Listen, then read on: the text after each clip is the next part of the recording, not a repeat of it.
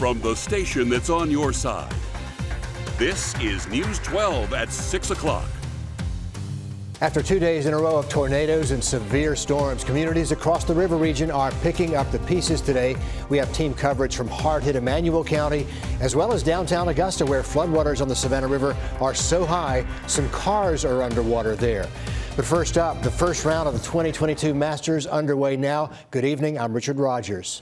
And I'm Laura Warren. Welcome from beautiful Augusta National, where the patrons are back in full force, and so is the wind today. I'm going to bring in our sports director, Nick Proto, because today it was a good day out of the golf course. It was gorgeous. The sun came out just as Tiger Woods actually made it to the first tee. Yeah, Laura, this year has been about the return of full patrons and the return of Tiger Woods. Tiger said earlier this week he really missed the patrons out there because he hasn't seen them since he won back in 2019. Remember, he didn't play last year during limited patrons. And you could tell that the patrons missed him as well.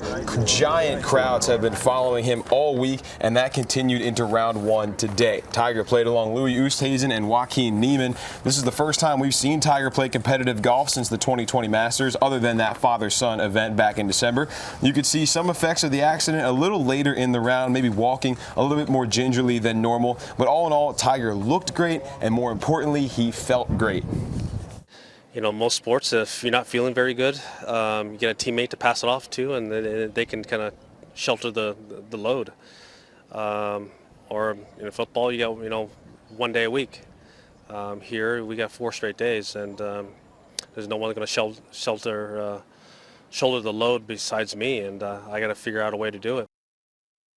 Australia's Cam Smith was hot in round one. He started off his round with a double bogey, but caught fire after that. He had 8 birdies between holes 5 and 16 before finishing with another double on 18. Smith is no stranger to good play here. Remember, back in 2020, he became the first player in Masters history to shoot in the 60s in all 4 rounds. Smith says with the bookend double bogeys, this was one of the weirdest rounds he's ever played.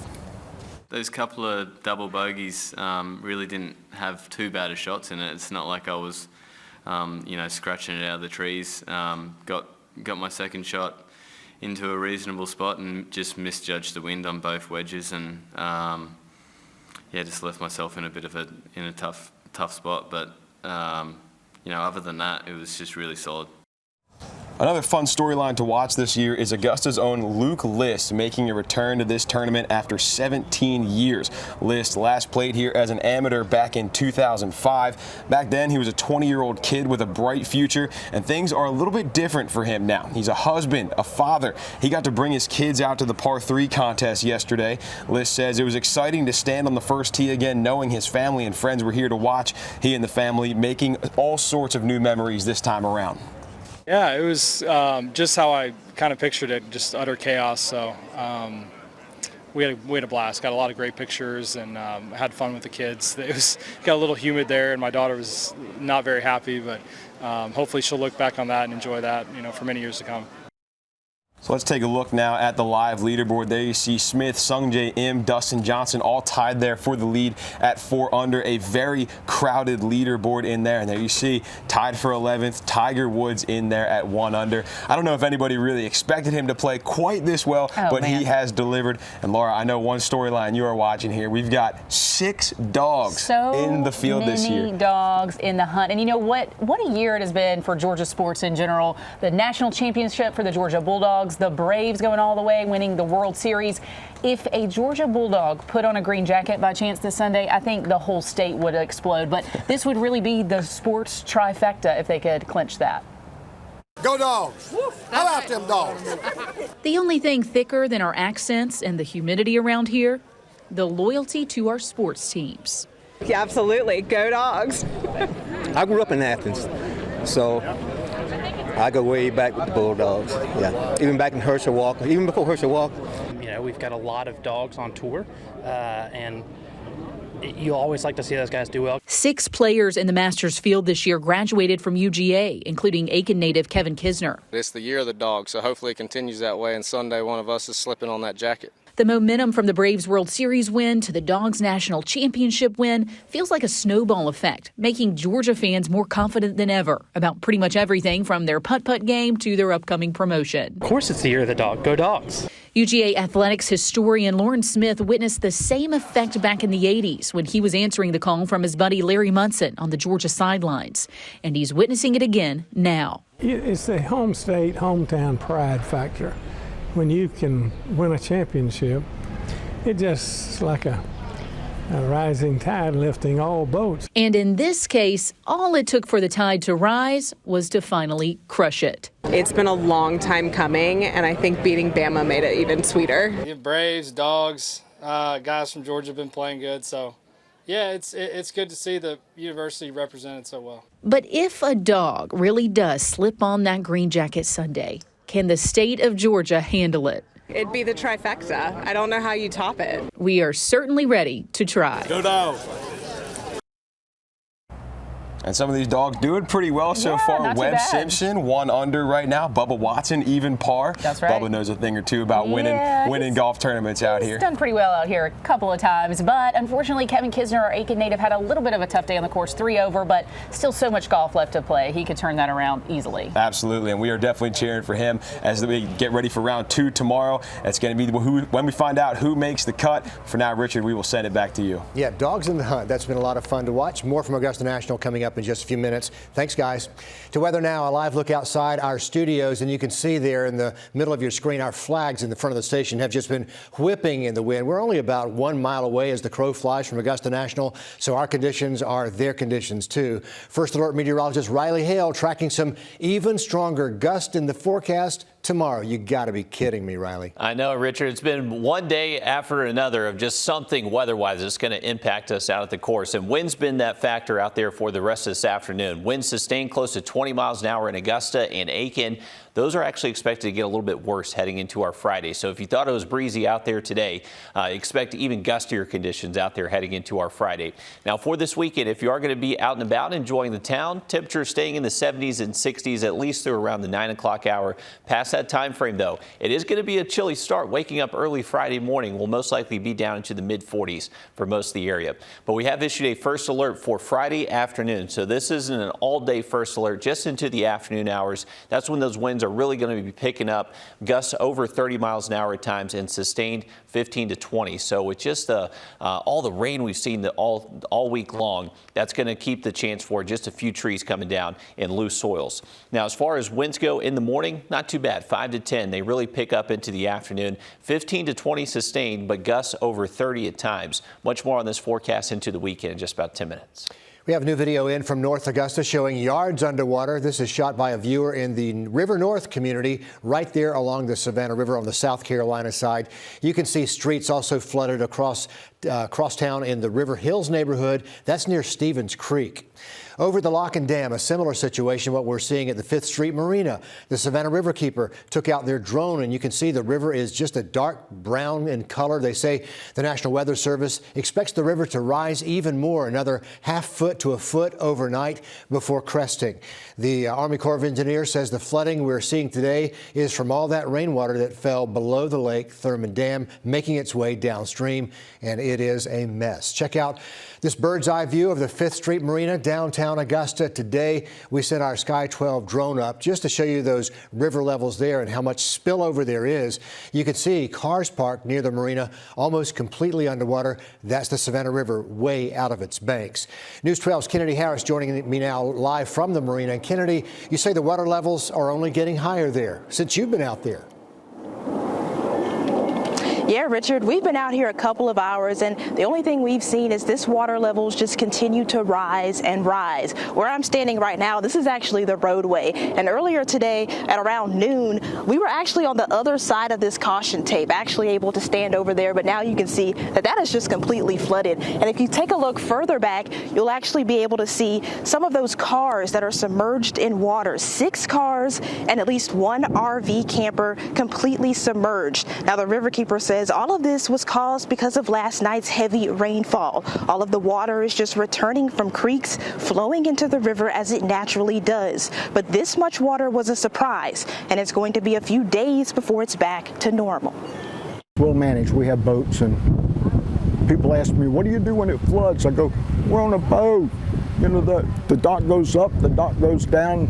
It doesn't make any difference to us. For 20 years, Kent Kirks lived on a boat at the 5th Street Marina. He's seen waters high and low, but this was a surprise. Has it been this bad or is it about the same?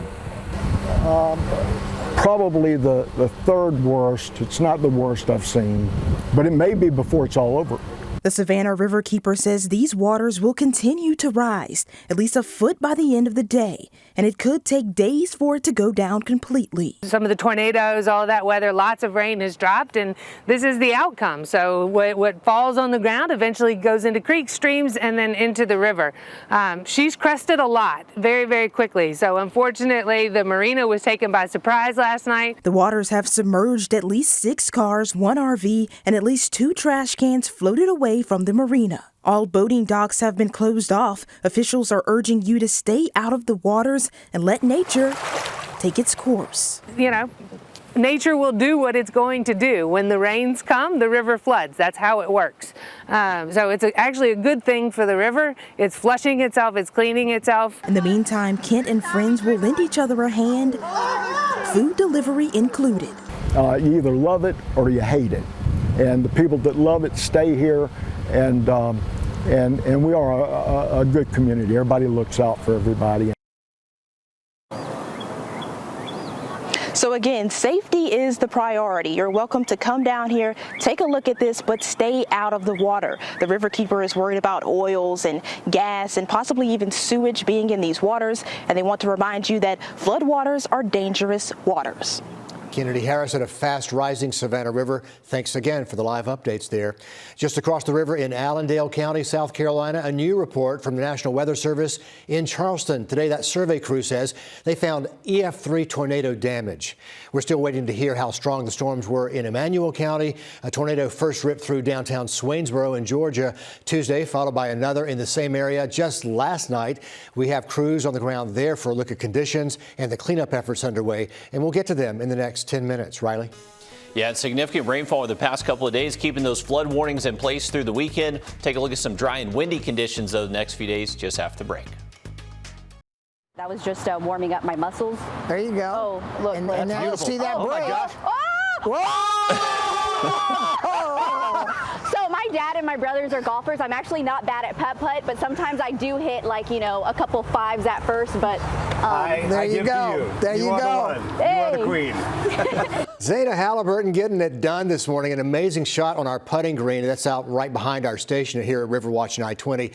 She and Cliff Bennett getting golf tips from our friends just down the street at Top Golf for their 9 a.m. morning mix show. If you haven't seen it yet, be sure to watch it. It's a lot of fun. And what a great clutch putt on a difficult green. Riley, you and I both putted that green. It's fast, it's uneven, and she did it on live television. I know it.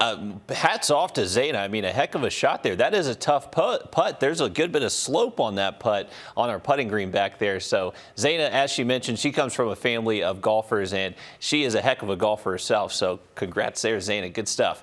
Hey, we did receive a lot of rain over the past couple of days, over half a foot reported up towards Clarks Hill Lake. And keep in mind that our river levels are really driven by how much water they release from the Clarks Hill Dam. Since they did receive a lot of rain out at the lake, they are releasing water. They have about 4 out of 5 generators releasing water. So that really upped those river levels. And while we do have a flood warning along the Savannah River here between Richmond and Aiken County that will stay in effect until this weekend, we're most likely not going to see these river levels go down until we get to Sunday morning. It is finally about to crest in that minor flood range. So once again, some minor flooding is occurring. We've seen at the 5th Street Marina, at the Lock and Dam Park near the airport. All those areas will stay flooded the next couple of days. So just avoid those waters if you can. The real weather story the next few days is going to be the wind. We saw those gusty winds out there this afternoon. Currently speaking, we still have sustained winds close to 20 miles an hour. As we head into tomorrow, those winds will start to pick up, sustained up to and over 20 at times, anytime after the lunch hour. Very windy afternoon. Those are sustained winds. Our wind gusts will actually get between 30 and 40 miles an hour heading later into the day on Friday. So we have put out a first alert for this. Just with all the rain so far this week, that means our soils are very saturated, so it's easier for those trees to tip over, especially now that a lot of them do have leaves, now that we're transitioning to that spring season. Saturday afternoon, still not calm, but 20 to 30 mile an hour wind gusts, and those will calm down a little bit more heading into Sunday. So gradually improving conditions later into tournament play. But for Friday, we have put out a first alert. Friday afternoon, very windy conditions, wind gusts 30 to 40 miles an hour at times. So just avoid those trees if you can. Into the weekend, getting cooler, upper 30s early Saturday, mid 30s Sunday. Don't put those jackets away just yet. So welcome back to Augusta National. Every year out here we try to track the new trends. This year we're seeing a lot of gnomes. We're also seeing a lot of bucket hats after the women's amateur champion sported a bucket hat. But this year something new you will see is Chardonnay. For the first time, they are offering wine in cups for the patrons. So that is new out here this year. Alongside the beer options, including the home brew of the Masters, the Crow's Nest, you can now get, yes, Chardonnay. And in typical Masters fashion, there's no branding. It is just Chardonnay. But a lot of patrons aren't buying it for the drink itself. It's the container it comes in. The Chardonnay, and the cups, the little cups I had to have. I love the cup. I'm definitely going to use it at home, for other similar drinks like this. An even cuter, smaller option now for your plastic cup collection. And after a good wash, you know what? This one is kid size, so there you go. A drink for mom and then a cup for the kids. At least that's what my plan is, Richard. Laura Warren, if you're playing Laura Warren bingo, that's two boxes there. Wine at the Masters. Well done, my friend. Well done. First round play wrapping up. Nick Proto with the latest from Augusta National with those leaders coming up next. Nick Proto live here at Augusta National as first round play is just finishing up here at the 2022 Masters. We have got a very tight leaderboard with a familiar face hanging around in the mix. Tiger Woods shot a 1 under 71 on the day. He had a sea of patrons following all week, and that did not change here in round one. Tiger, Louis Oosthuizen, and Joaquin Niemann had massive galleries all day. The big question this week was, will Tiger play? Then it became, how well will Tiger play? The five-time Masters champion reminded us all why we can never count him out. He finished with 2 bogeys, 3 birdies for a 1 under 71 in the first round. He sits in a tie for 11th right now. One of the guys leading the way is Cam Smith at 4 under. He had 8 birdies today, but double bogeyed, holes 1 and 18 to finish 4 under. Let's give you a live look at the leaderboard here. Well, actually, Sung Jae Im has now taken the lead at 5 under. Smith tied with Dustin Johnson there at 4 under, and you can see Tiger is now tied for 10th at 1 under par. So we've got about 18 to 20 guys right in the mix within 3 or 4 shots of the lead. So it is making for a great round 2 here at the National as we anticipate who is going to be making the cut and playing into the weekend. Both Augusta's Luke List, Aiken's Kevin Kisner. Still some work to do here tomorrow in round 2. Richard? Pretty exciting stuff at Augusta National. Nick Proto, thanks to you and the team out there. Some breaking news just into our newsroom. Richmond County deputies say they're looking for a missing man, 49-year-old Gary Morton, last seen yesterday afternoon around 2 o'clock over on Azalea Drive. We're told he possibly got in an Uber to leave the area. If you have any information or if you've seen the man, call Richmond County deputies, 706-821-1080.